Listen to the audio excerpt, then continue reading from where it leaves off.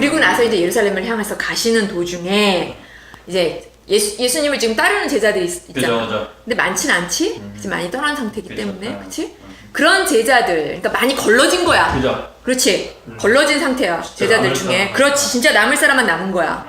그 제자들 가운데에 누가복음 9장 57절에서 61절 어떤 사람, 그리고 또 다른 사람, 또 다른 사람 이렇게 말씀이 나와.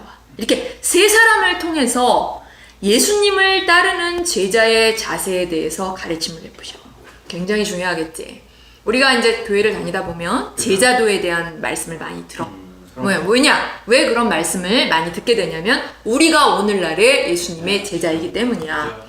근데 그러면 예수님은 그 제자의 삶, 제자의 자세에 대해서 뭐라고 말씀하셨는지 한번 우리 이 세 사람을 통해서 이제 한번 공부해 보도록 하자.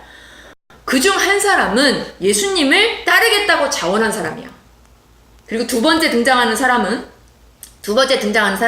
세 번째 등장하는 이 두 사람은 예수님이 먼저 나를 따르라고 명하셨어. 근데 이 두 사람은 뭐라고 대답하냐면 먼저 해야 할 일이 있다. 이걸 해놓고 나서 예수님을 따르겠다고 했단 말이야. 그럼 이에 대해서 한번 자세하게 살펴보면 먼저 첫 번째 제자는 누구냐? 누가복음 9장 57절에 어떤 사람? 곧 서기관이야. 서기관이었어. 이 사람은 율법을 필사하고 연구하고 해석해서 백성들을 가르치는 율법 학자야. 백성들을 지도하는 위치에 있었던 사람이란 말이야. 그는 학자로서 더 많은 것을 더 깊이 배우기 위해 지금 예수님을 따르고 있는 상태였다라는 거야. 근데 그가 어디로 가시든지 나는 따르리이다 라고 예루살렘으로 지금 향해 가시고 계시잖아요, 예수님께서. 근데 그 예수님께 스스로 예수님을 따르겠다고 자원한 사람이야. 보면 굉장한 믿음인 것 같잖아. 이에 예수님이 어떻게 말씀하셨냐면 부정도 안 하시고 긍정도 안 하셨어. 다만 누가복음 9장 52절 많이 들었던 말씀일 거야. 여우도 굴이 있고 공중에 새도 집이 있으되 인자는 머리 둘 곳이 없도다 라고 이렇게 대답하셨어. 뭐 따라라 말라 이렇게 말씀하시지 않고 이렇게만 대답하셨단 말이야. 이 말씀이 무슨 말이냐, 지금 예수님이 예루살렘으로 가시는 이 길, 지금 예루살렘에 가시잖아. 그 길이 세상 사람들이 원하는 안락과 또 안정된 그런 길이 아니라는 거야. 정착할 수 있는 그런 안정된 자리, 그런 길이 아니라는 거야. 어쩌면 굉장히 고독하고 외롭고 험난한 길일지도 모르기 때문에 이처럼 말씀하셨던 거야. 예수님을 따르는 길이 어떤 길인지, 어떤 자세와 각오를 가지고 따라야 할지를 깊이 생각해봐라 라는 의도로 이처럼 말씀하신 거야. 네가 과연 내가 지금 가는 길의 성격을 아느냐? 그 의도를 아느냐? 그걸 다시 한번 깊이 생각해 보아라 라고 말씀하신 거야. 이렇게 예루살렘을 향해 가시는 길의 성격에 대해서 말씀하신 거야, 이 사람에게. 알겠지? 두 번째, 누가복음 9장 59절 또 다른 사람, 두 번째 사람이 등장하는데, 두 번째 제자는 이미 예수님의 가르침을 받는 제자의 무리 가운데 있던 사람이야. 아까 말했듯이 걸러질 대로 걸러진 사람이야. 남은 사람이야. 예수님은 이 사람에게 먼저 나를 따르라고 부르셨어. 하지만 이 제자는 자기의 계획이 있었어. 그게 뭐냐면 누가복음 9장 59절 나로 먼저 가서 내 아버지를 장사하게 허락하옵소서 라고 부모님을 모시다가 돌아가시면 장사를 지난 후에 그 다음에 예수님을 따르겠다고 한 거야. 이를 들으신 예수님은 이 제자에게 다시 한번 명하시는데 뭐라고 명하셨냐? 누가복음 9장 60절 너는 가서 하나님의 나라를 전파하라고 구체적인 사명까지 주셨어. 하지만 이 제자는 부모를 먼저 돌보는 것이 예수님을 따르는 것보다 앞선다고 생각했어. 물론 부모를 공경하는 것을 예수님께서 중요하게 여기지 않으신 게 아니야. 다만 이 사람은 이미 예수님을 따르는 무리 가운데 있었던 제자야. 걸러질 대로 걸러진 제자야. 이런 특수한 시기에 지금 예수님이 그동안 말씀하셨잖아. 이런 특수한 시기에 특수한 자리에서 많은 제자들이 떠나가는 상황. 그래서 그나마 남아있는 제자 중에 속해 있는 사람이었단 말이야. 그런 상황에서 지금까지 하나님의 나라를 전할 수 있도록 예수님께 훈련받고 교육을 받아온 사람 중에 한 사람으로 있었다라는 거야. 게다가 예수님으로부터 무슨 뭐까지 들었어? 따르라는 구체적인 명령까지 받은 제자임에도 불구하고 누가복음 9장 59절 나로 먼저라고 예수님께서 맡기신 일을 하는 것보다 먼저 해야 될 일이 있다라는 거야. 결국 자기가 세운 계획을 다 이루고 나서 예수님을 따르겠다. 예수님을 따르지 않겠다라고 한 게 아니야. 따르긴 따르되 뭐부터 한다? 그렇지. 내 계획을 먼저 이룬 다음에 예수님을 따르겠다고. 결국 이 제자는 자기가 어떤 시기에 어떤 자리에 있는지, 왜 예수님이 자기를 지금까지 훈련시키시고 교육하셨는지에 대한 인식이 부족했던 사람이야.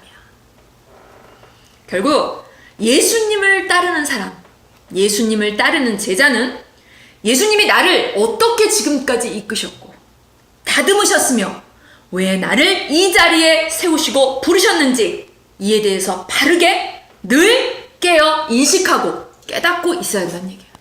그리고 너는 가서 하나님의 나라를 전파하라 라고 주께서 나에게 맡기신 일을 어떻게 해야 된다? 최우선으로 삼아야 된다는 거야.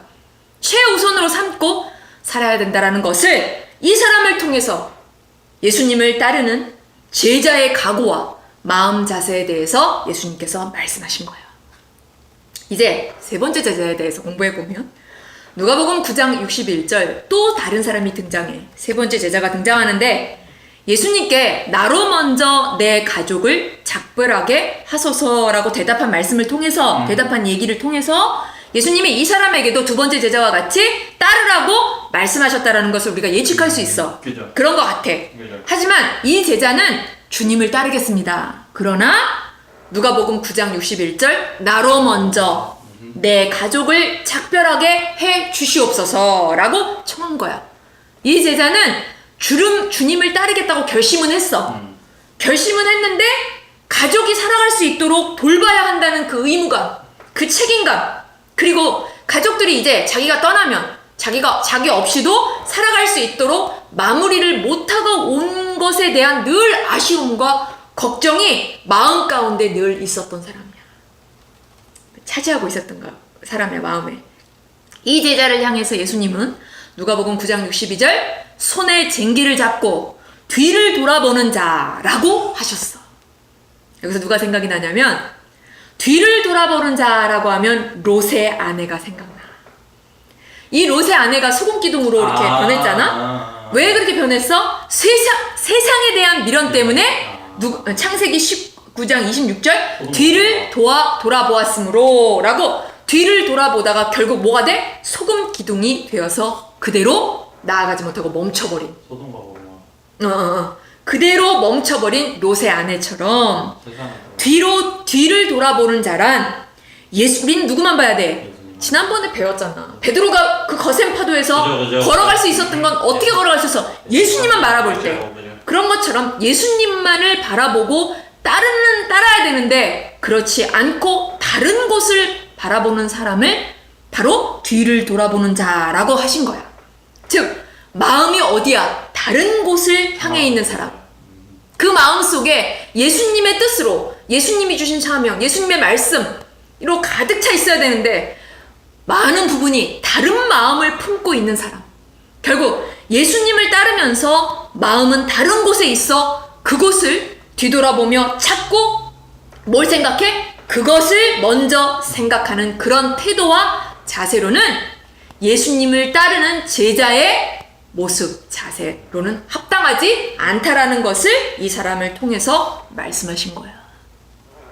누가복음 9장 62절 손에 쟁기를 잡고 그리고 뒤를 돌아본다 라는 것을 통해서 우리가 뭐를 알 수 있냐? 우리가 바라봐야 될 방향이 있다라는 걸 알 수 있어. 손에 쟁기를 잡고 쟁기질을 하기 위해서는 어디를 봐야 돼? 앞을 봐야 돼. 그치? 쟁기를 들었어. 이건 뭐야? 이제 일을 해야 되는데 일을 시작하려고 한다라는 거야. 일을 시작하는 사람이 뒤를 보면 돼? 안 돼? 앞을 봐야지. 앞을 봐야 해.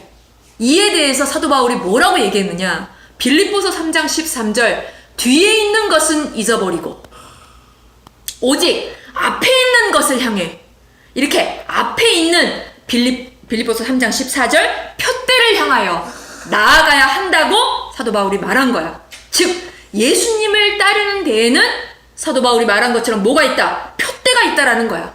그 표대를 향해서 나아가야 된다라고 말한 것처럼 예수님을 따르는 제자는 뭐가 있다? 명확한 방향과 목표가 있다라는 거야. 이처럼 주님을 따르는 사람은 매일의 삶의 방향과 목표가 있기 때문에 날마다 그곳을 바라보며 날마다 그곳을 향해서 전진하는 삶을 살아야 된다라는 것을 예수님께서 제자들에게 이 사람을 통해서 가르쳐 주신 거예요. 이 두 제자는 누가복음 9장 59절과 61절에 똑같이 뭐라고 얘기하냐면 나로 먼저라고 말했어. 나로 먼저. 보면은 이건 무슨 말이냐? 먼저 해야 할 것이 있다라는 거야. 일을 먼저 하게 해달라고 예수님께 요청했어. 이에 주님은 제자로서 무엇을 먼저 해야 하는지 가르쳐 주신 거야.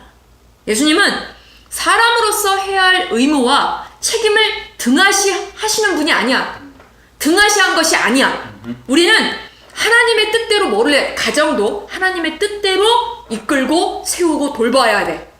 여기서 중요한 건 뭐냐면은 우리가 알아야 돼. 그러니까 가정을 돌보고 이렇게 이끌어 나아갈 때 잊지 말아야 될 게 뭐냐면은 그 가정의 주인이 누구야? 하나님이야. 가정의 진정한 주인은 하나님이라는 사실을 잊지 말아야 돼. 그래서 평상시에 가정의 주인이신 하나님께 그 하나님께서 원하시는 대로 가정을 바르게 이끌어 나아가야 되고 세우고 준비하는 삶을 살아야 돼. 그러다가 주님이 나를 부르실 때에는 하나님께서 모든 것을 책임져 주실 거야. 왜? 가정의 주인이시니까. 책임져 주실 것을 믿고 나에게 맡기신 일을 감당하기 위해서 나아가야 된다는 거야.